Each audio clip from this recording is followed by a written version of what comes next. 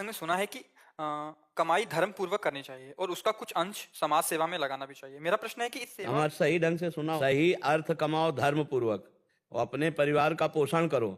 उसमें से 2 रोटी बचती हैं तो दे दो, नहीं कोई जरूरी नहीं।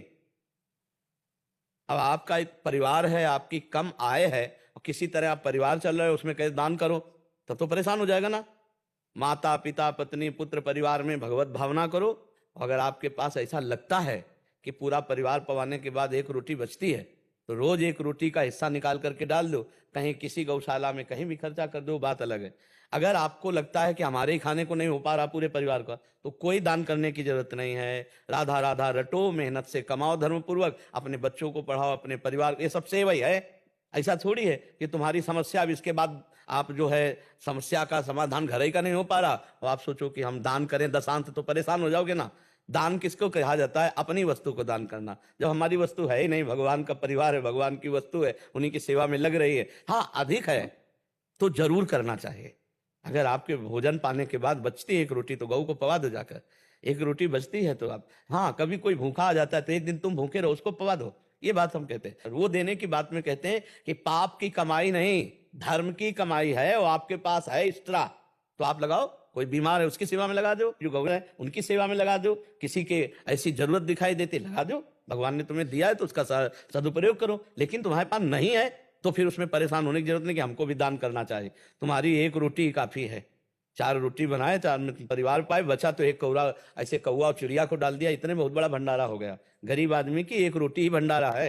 हमारी बातों को समझो, इसमें परेशान होने की जरूरत नहीं कि हमको भी हरिद्वार जाना चाहिए और दान देना चाहिए। जो अपने परिवार का केवल पोषण कर सकते हैं तो इस भाव से नाथ सकल संपदा तुम्हारी, मैं सेवक समेत सुतनारी, और धर्म पूर्वक कमाओ, अपने परिवार का पोषण करो। अगर बच जाता है, अगर आपको लगता है कि हम दे सकते हैं तो फिर दूसरों को सेवा में लगाना चाहिए। अगर लगता है नहीं हमारे पास नहीं है तो फिर कोई जरूरत नहीं, अपने परिवार को भगवान का स्वरूप मानकर उनकी सेवा कर।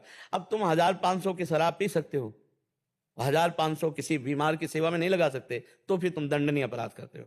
फिर दंडनीय अपराध है कि तुम 1000 की शराब पी सकते हो और तुम 4 गौएं भूखे पड़ी उनको तुम चारा नहीं दे सकते हो। लोग बीमार परेशान है, उनकी दवा में सहयोग कर दो। बहुत से हमारे देश में ऐसे लोग हैं जिनकी जरूरत है, औषधि की जरूरत है, वस्त्र की जरूरत है, भोजन की जरूरत है। अगर हमें भगवान ने दिया है तो हम 1-2 का भी सहयोग कर देंगे तो हम अपने काफी सहयोग कर देंगे। तो ये बात उनके लिए है जिनके पास व्यवस्था है। जो खुद अव्यवस्थित है उनको चाहिए अपने परिवार को पढ़ाएं लिखाएं, मेहनत करके उनको चलाएं, यही सबसे बड़ी सेवा है जी। सेवक से विभाव बिन भव न तरी उर्गात। कोई समझे या न समझे, सबसे हमारी समझ भली, ठाकुर नंद किशोर हमारे, ठकुराइन वृष भानु लली। यह भक्ति।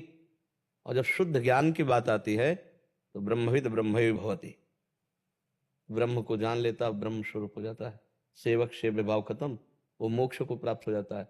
वो भक्त मोक्ष प्राप्त नहीं करता, वो भगवान की रूप माधुरी लीला माधुरी, उनके प्रेम उनकी सेवा उनकी दास्ता में मगन रहना चाहता है।